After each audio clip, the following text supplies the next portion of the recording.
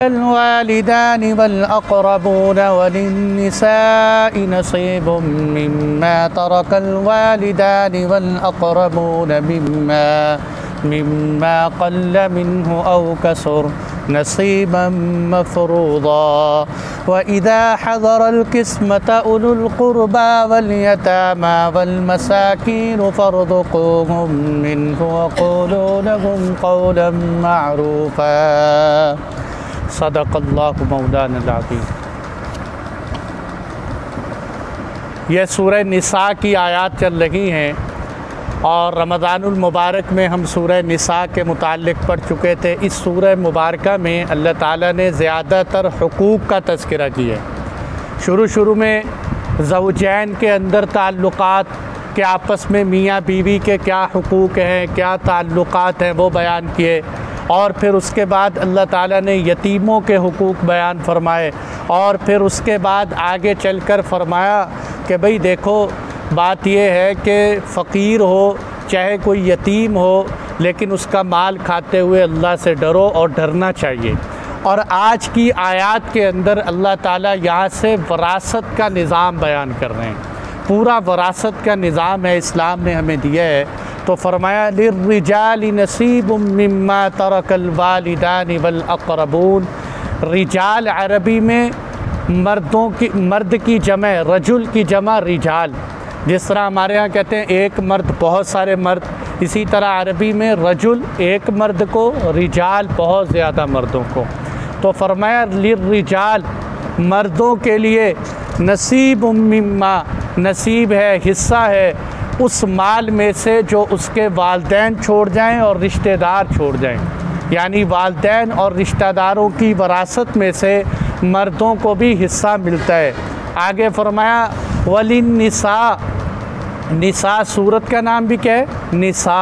और वलिन्निसा, निसा अरबी में औरतों को कहते हैं। फरमाया वलिन्निसा औरतों के लिए भी नसीबुम मिम्मा तरकल वालिदान वल अक़रबून, औरतों के लिए भी हिस्सा है वालिदैन की वरासत में से जो वालिदैन छोड़ जाएं और रिश्तेदार छोड़ जाएं। मिम्मा क़ल्ल मिन्हु औ कसुर, वो माल चाहे थोड़ा हो चाहे ज़्यादा हो, हर एक में वरासत की तरतीब चले। और आगे फरमाया नसीबम मफ़रूज़ा, याद रखना वरासत का हिस्सा मफ़रूज़ यानी मुतय्यन की गई हैं। तो इसी तरह अल्लाह ताला फरमाते हैं ये हिस्सा मैंने खुदा ने मुतय्यन कर दिया है। अब इसको आपको मुतय्यन करने की ज़रूरत नहीं, मैंने मुतय्यन कर दिए हिस्से। अब देखो मेरे दोस्तों, शरीयत से पहले ये बात देखो, आज हम मुसलमान जो है ना शरीयत को, इस्लाम का मुताला नहीं करते, हम बहुत कमज़ोरी समझते हैं। आज दुनिया में ख़वातीन रोडों पे निकल आती हैं, आज़ादी मार्च करती हैं कि जी हमें हुकूक मिलने चाहिए।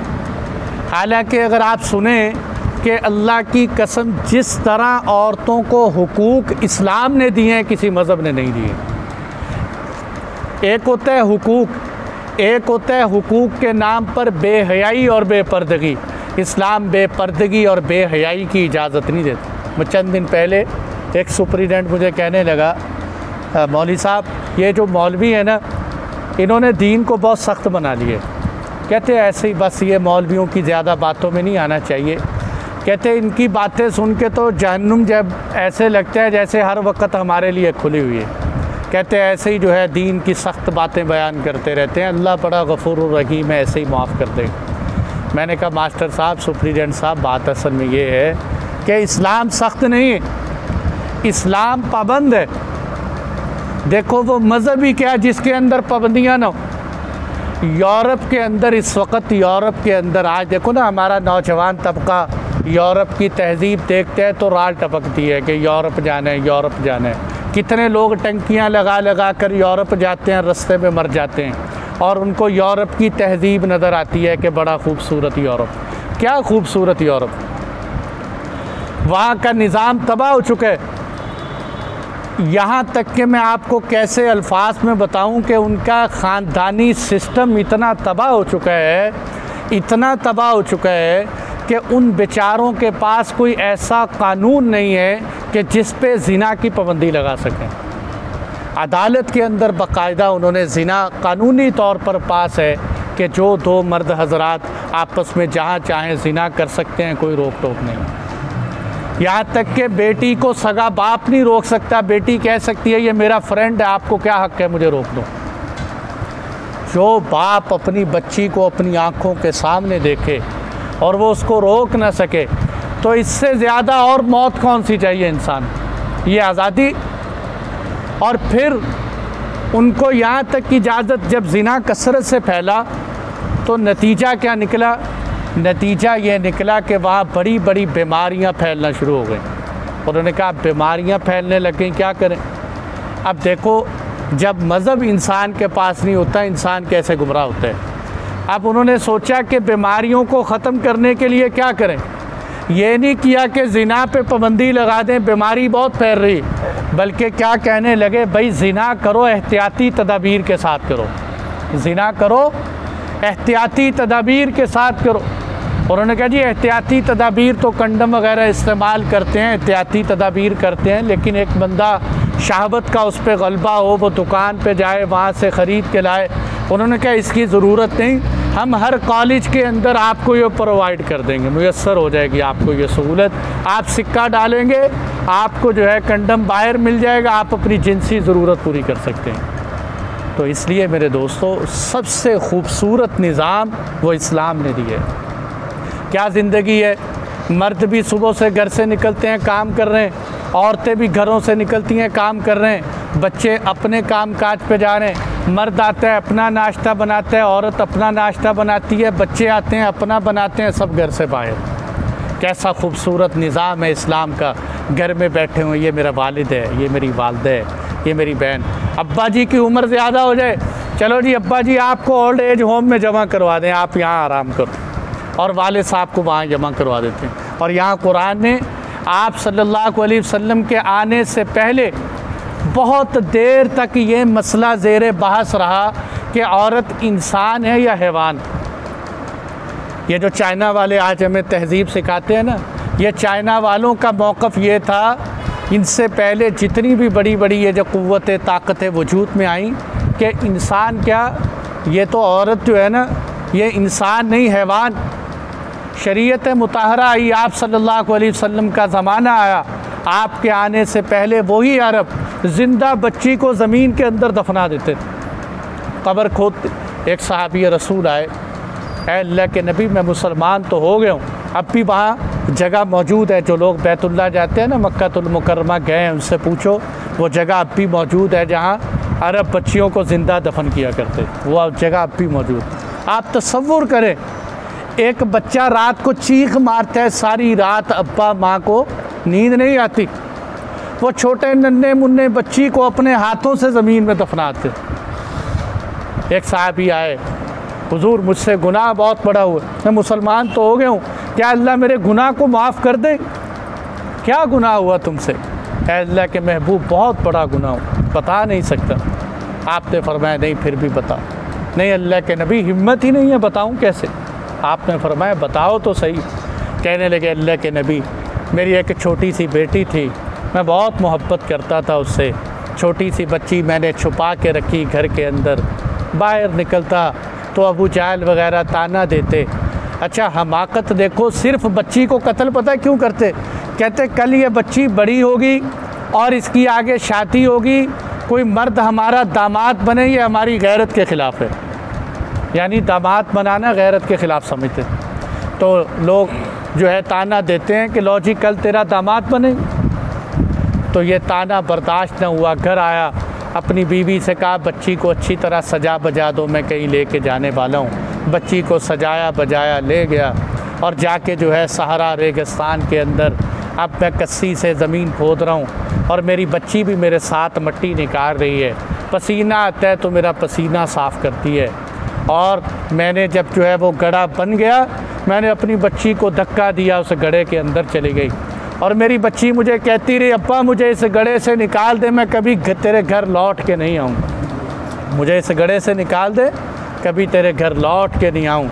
लेकिन मेरे दिल के अंदर इतनी सख्ती थी कि मैंने उस बच्ची के ऊपर मिट्टी डाल दी और उसकी चीखों पुकार को मिट्टी के अंदर दफन कर दी।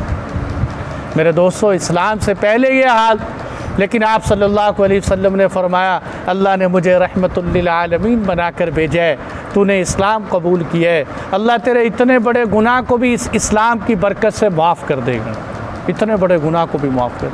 तो इस्लाम से पहले औरत को वरासत में कोई हिस्सा नहीं मिलता था, बल्कि अरबों का दस्तूर था कि वरासत का हकदार वो है जो घोड़े पे सवार हो सके, जो मैदान जिहाद में मुकाबला कर सके, मैदान जिहाद क्या जंगों में लड़ सके, क्योंकि उनके नज़दीक जिहाद थोड़ी था, जो जंगों में लड़ सके।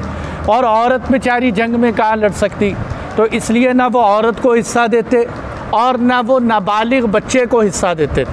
इस्लाम आया और आप सल्लल्लाहु अलैहि वसल्लम का ज़माना आया, तो इसी तरह कि शान नज़ूल इस आयत का, शान नज़ूल का मतलब जिस वजह से कुरान की ये आयतें नाजिल हुई। वाक़या ये पेश आया कि हज़रत औस एक सहाबी रसूल से वो फौत हुए, तो उनकी वरासत में पीछे जो वारिसीन थे, एक बीवी और एक बच्ची थी और इसी तरह 2 बच्चे थे, ये वारिसीन थे। अब वरासत के अंदर अरबों के दस्तूर के मुआफिक उनको वरासत नहीं मिलनी थी, क्योंकि औरत को मिलती नहीं है और बच्चा नाबालिग है, छोटे। तो अब वो बड़ी परेशान हुई, चचाजाद आए, उन्होंने सारी ज़मीन पे कब्ज़ा कर लिया, वरासत सारी संभाल के खुद ही कब्ज़ा करके बैठ गए।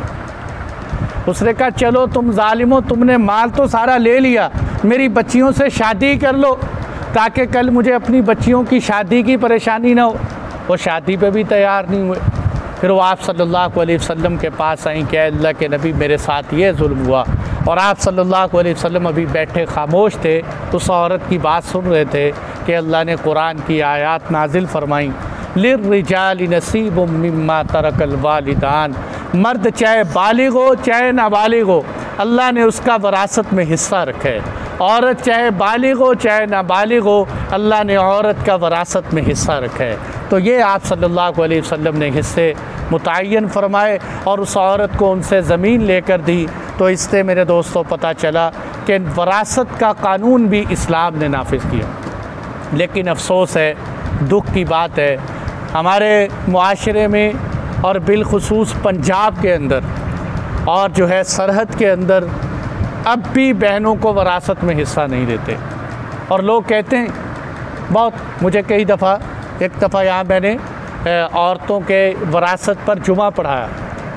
एक बुज़ुर्ग मुझे कहने लगे, मौलवी साहब फौत हो गए, अल्लाह ताला उनकी बख्शिश फरमाए, कहने लगे मौसा जुमा बहुत अच्छा पढ़ाया लेकिन सख्त बहुत था। मैंने कहा जी क्या सख्ती थी, मैं नरमी में बदल दूँ उसको। उसने कहा जी आपने बहनों के हिस्से में बड़ी बातें की हैं, तो ये जो शादी के मौके पे इतना हमारा माल खा जाती हैं, हमने इनको इतना जहेज़ दिया, इतना सोना पहनाया, क्या वो वरासत में नहीं? मेरे दोस्तों, ये वो जाहिलाना बातें हैं जो आप सल्लल्लाहु अलैहि वसल्लम के ज़माने में मुशरिकीन मक्का करते थे। कुरान देखो क्या कह रहे हैं, मर्दों का देखो, ऐसे भी हो सकता था कि अल्लाह ताला फरमा देते कि बस इंसानों का हिस्सा है, उसमें मर्द भी आ जाते, औरतें भी आती। लेकिन अल्लाह ताला को पता था कि शायद 14वीं सदी के मुसलमान भी ऐसे आएंगे जो आके कहेंगे औरतों का हिस्सा कहाँ है। मुझे एक साहिब मिले, कहने लगे कुरान में दिखाओ कहाँ औरतों का हिस्सा है। यह औरतों का हिस्सा नहीं है, अल्लाह कह रहे हैं मर्दों का भी हिस्सा है, वालिदैन में से, रिश्तेदारों में से, और औरतों का भी हिस्सा है वालिदैन में से और रिश्तेदारों में से। अल्लाह ने मर्दों का हिस्सा अलग बयान किया, औरतों का हिस्सा अलग तौर पर बयान किया। इसलिए मेरे भाइयों, गुजारिश है आपसे, हाथ जोड़कर कहता हूँ, अपनी ज़िंदगी को ख़राब न करो। अगर किसी के ज़िम्मे बहन का हिस्सा है तो अल्लाह के वास्ते उसको दे दो। इसलिए कि हदीस में आता है, जिसने अपने बहन का या भाई का कीला, बरला, दबाड़ा, केनाल बहुत बड़ी है, सिर्फ़ एक बलिष्ठ, इस बलिष्ठ के बकदर आपने फरमाया, एक बलिष्ठ ये एक गिठ लगा लो, इसके बकदर अगर किसी ने ज़मीन दबाई, आपने फरमाया क़यामत के दिन अल्लाह ताला उस ज़मीन को 7 हिस्से बनाकर उसके गले में डाल देंगे, 7 हिस्से बनाकर उसके गले में डाल देंगे। इसलिए मेरे भाइयों, इसको मामूली मसला न समझो, इस मसले को बहुत अहमियत दो। अगर किसी का हक़ है, अपनी आखिरत ख़राब न करो, अपनी कब्र ख़राब न करो, अपनी ज़िंदगी, ये ज़िंदगी 60 साल 70 साल, ये तो बहुत ज़्यादा है। पता नहीं रात को सोएंगे सुबह उठें या ना उठें, और अपनी औलाद की खातिर अपनी कब्र ख़राब करना ये कोई अक्लमंदी नहीं है। अपने भाइयों की खातिर जो है अपनी आखिरत ख़राब करना अच्छी बात नहीं। कुरान कहता है औरतों का भी हिस्सा है उसमें से जो वालिदैन छोड़ें और रिश्तेदार छोड़ें, तो दोनों में से उसका हिस्सा है। और साथ फरमाया मिम्मा क़ल्ल मिन्हु औ कसुर, वो माल थोड़ा छोड़ें चाहे ज़्यादा छोड़ें। अब ज़्यादा का तो मतलब हर एक को समझ आता है कि इतना सोना, इतने ज़मीनें, इतने जायदाद, सारा कुछ। अच्छा, आम तौर पे होता मिम्मा क़ल्ला के अंदर बहुत गड़बड़ होती है थोड़े माल में। देखें, मैयत ने जैसे ही इंसान का वालिद या मैं या हर एक ने दुनिया से जाने, जैसे ही बंदा फौत होता है उसकी एक एक चीज़ वरासत होती है, एक एक चीज़। हत्ता कि उसकी जेब में से अगर 1 रुपया निकले ना, 1 रुपया, वो भी आप वारसों की इजाज़त के बग़ैर इस्तेमाल नहीं कर सकते। इसलिए कुरान कहता है छोटा हो ज़्यादा हो, वो अब माले वरासत। कितने बेचारे लोग ऐसे हैं जो मैयत को गुस्ल देते हुए सारा माल जेब में डाल लेते हैं और वो कहते हैं शायद किसी ने देखा ही नहीं, हम जो है गुस्ल करवाते हैं, देखते रहते हैं। अंगूठी मिले, अंगूठी निकाल ली, जेब में से पैसे निकले, पैसे निकाल दिए। जब ज़िंदा होते हैं इंसान तो वो कहता है मैंने ठेका लिया तुझे संभालने, और जब मर जाते हैं तो कहते हैं यही मेरा सबसे ज़्यादा सगा था, मेरा इससे बड़ा ताल्लुक़ था, हम तो रातों को उठते बैठते थे, हमारी तो बड़ी दिल लगी। अल्लाह की हिफाजत फरमाए। इंसान की अहमियत नहीं है, माल दौलत की अहमियत है। बंदा तो एक चलता फिरता पुतला है, पैसा हो तो हर एक दोस्त बनाता है, गरीब हो तो कोई पूछता ही नहीं। इसलिए जो है नसीब माल थोड़ा हो चाहे ज़्यादा हो, वरासत में से हिस्सा है, नसीब मफरूदा। और साथ ये भी बता दिया कि ये हिस्से कुरान ने तय कर दिए। हम अगले दर्स में इंशाअल्लाह ये पूरा रुकू आ रहा है जिसमें अल्लाह ने कुरान में हिस्से बताएं, बाप को क्या मिलेगा, औलाद को क्या मिलेगा, भाइयों को क्या मिलेगा। कोशिश करें, आप सब हजरात से दरख्वास्त है कि वो दर्स लाजमी सुनें, उससे आपको पता चलेगा कि हमारे अंदर ज़िंदगी में कहाँ कहाँ मिस्टेक हो रही है। और यहाँ मेरे दोस्तों एक और बात वाज़े करता चलूँ कि यहाँ जो अल्लाह ताला ने फरमाया ना, अल वालिदानी वल अक़रबून, रिश्तेदार और वालिदैन। देखो, जब रिश्तेदार कह दिया तो उसमें वालिदैन भी आ जाते हैं, लेकिन कुरान ने वालिदैन को हाईलाइट किया है, ख़ास तौर पे बयान किया है, वालिदैन रिश्तेदार। एक तो इससे ये पता चला कि वालिदैन रिश्ते में सबसे ज़्यादा अहम, सबसे ज़्यादा कदर के लायक हैं वालिदैन। और दूसरी बात ये पता चली कि रिश्तेदार सारे के सारे वरासत के हक़दार नहीं होते। देखो, अगर रिश्तेदार वरासत में हक़दार बनने शुरू हो जाएं तो फिर तो सारी दुनिया ही आपस में वरासतदार बनेगी, क्योंकि सारी बाप आदम की औलाद में से। ऐसे है कि जैसे बहुत सारे भाइयों को आदत होती है ना, वो कहता है फ़लाँ भी मेरा रिश्तेदार है, फ़लाँ भी मेरा वो जैसे लगता है पूरा पाकिस्तान इनका रिश्तेदार है। तो मैं कहता हूँ भाई पूरी दुनिया मेरी रिश्तेदार है, क्योंकि हज़रत आदम अलैहिस्सलाम की औलाद से सिलसिला चला आ रहा है और हम उन्हीं की औलाद में से हैं, तो आपस में बहन भाई हैं सारी दुनिया। असल बात यह है कि कुरान ने यह बता दिया कि सारे रिश्तेदार हक़दार नहीं, जो करीब तरीन है वो हक़दार बने। और तीसरी बात हमें इससे ये समझ में आई कि वरासत के अंदर अक़रबीन के वरासत के अंदर ये नहीं देखा जाएगा ज़रूरतमंद कौन है उसको वरासत दे दो, बल्कि वरासत में रिश्तेदारी चलती।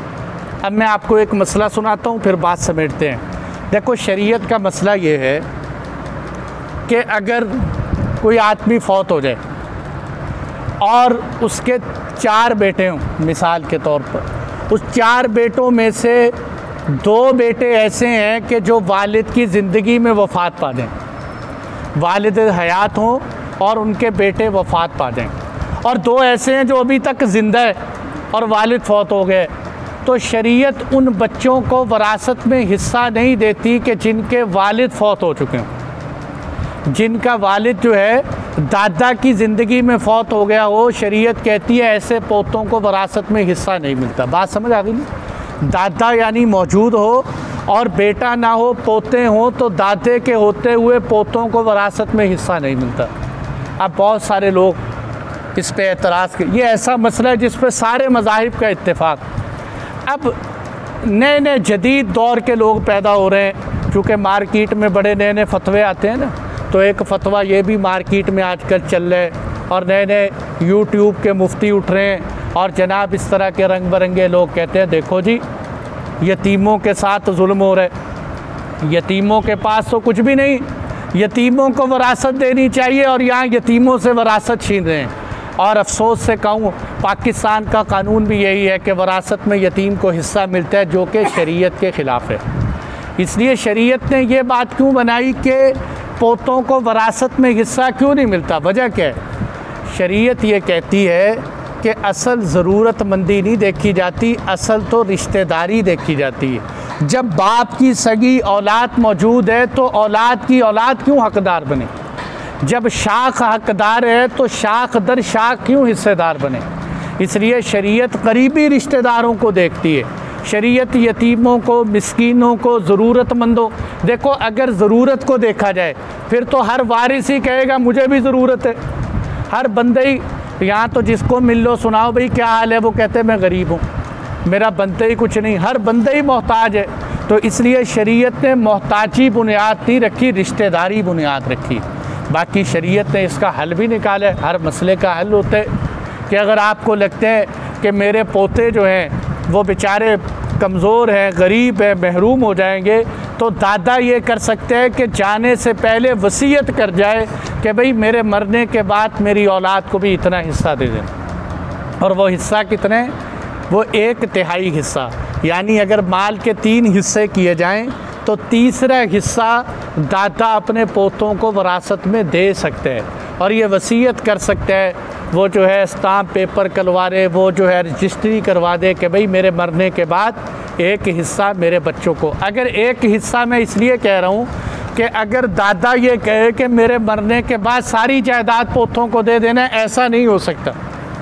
इसलिए कि शरीयत ने का ज़ाब्ता ये है कि मरने वाला जब वसीयत करके जाए तो वो वसीयत तीसरे हिस्से में नाफिज होती है, यानी 1/3 में नाफिज होती है। इसलिए अगर दादा ये वसीयत कर भी जाए कि मेरा सारा माल मेरे पोतों को दे दिया जाए, तब भी सारा माल नहीं मिलेगा, बल्कि 1/3 मिलेगा। तो बेहतर है 1/3 की वसीयत कर जाए। तो इसलिए भाइयों ये बातें याद रखने की हैं और यही कुरान ने बताया कि नसीब मफरूज़ा, ये हिस्से हमने तय कर दिए, इसलिए इस पे अक़ल से चलने की ज़रूरत नहीं है। जो कुछ कहा सुना गया, अल्लाह ताला हम सबको अमल की तौफ़ीक़ अता फ़रमाए।